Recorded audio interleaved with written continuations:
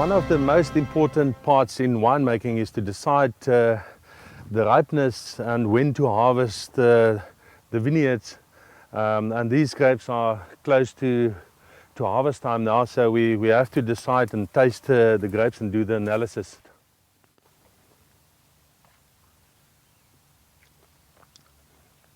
These pips are looking good, so maybe we are close to harvest on these grapes now. Now we'll do the testing in the laboratory with the pH, sugar and acid levels.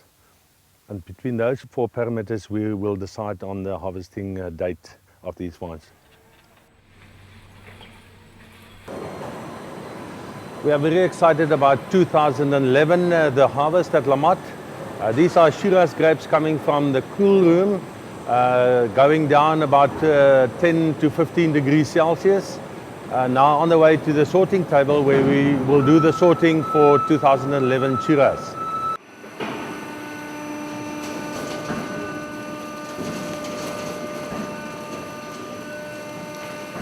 Coming now to the sorting table where we do double sorting.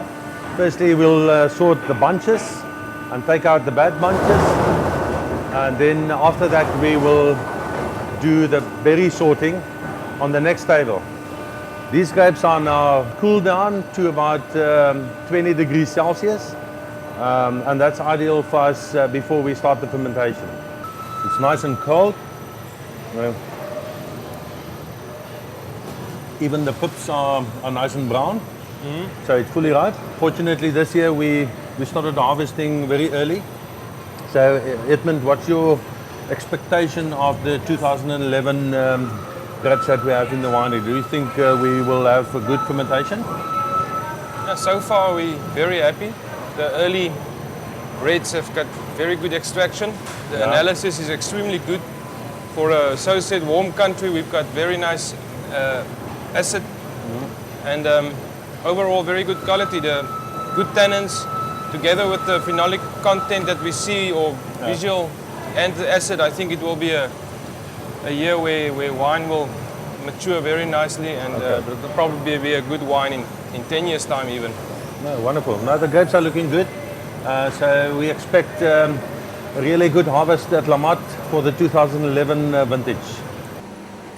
We use a destemmer to get all the berries from the skins, and these will go now to the field for manure.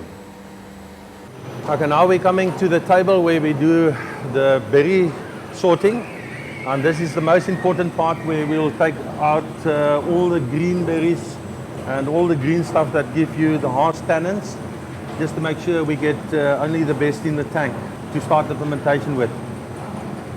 And I expected the grapes to be much more damaged because of the heat wave that we had now, but these berries are still looking very good. Yep, no, there's very little raisins. If you look at what happened the last month, it's actually we don't see any raisins. Now that's really excellent quality at the moment on the table here. Okay, and this is to show the effectiveness of a berry sorting table. Look at all this that we got out from here. And everyone is just taking out all the green stuff that will give us harsh tannins that obviously we don't want in the tank for fermentation. Okay, grapes falling from the second sorting table now, the berry sorting table, into a slow pump that just moved the grapes from here on the same level down to the fermentation tank.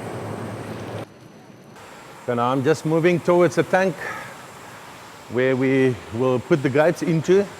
Okay, these grapes are coming from the sorting table that we're just pumping with that slow pump now horizontally over to this tank, into the tank, and into this tank we will do the inoculation of the fermentation yeast now. And this fermentation process will last for about 2 weeks till the yeast use all the sugar in producing the alcohol. This is a Shiraz that we just put into the tank. From here, the fermentation process just started. So this tank will be in this process now for about 2 weeks. Yes, it will probably ferment between 7 and 10 days, and then we give it extra maceration time for between 20 and in a total of 20 to 30 days.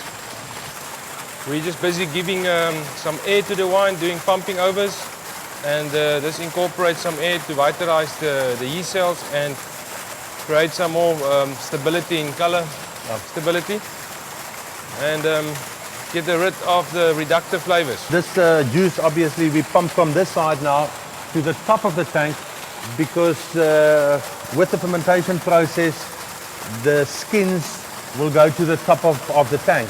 So we need to wet the skins, and this is why we do this process. And this process we do about twice a day.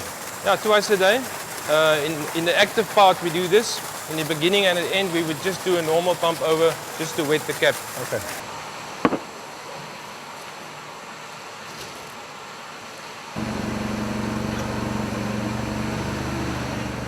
Okay, this is now the final process after fermentation. And here we will put these skins now into this press. It's a buche press. This is one type of a press that we use. The other one is a bag press. And this process just get all the juice out of the skins.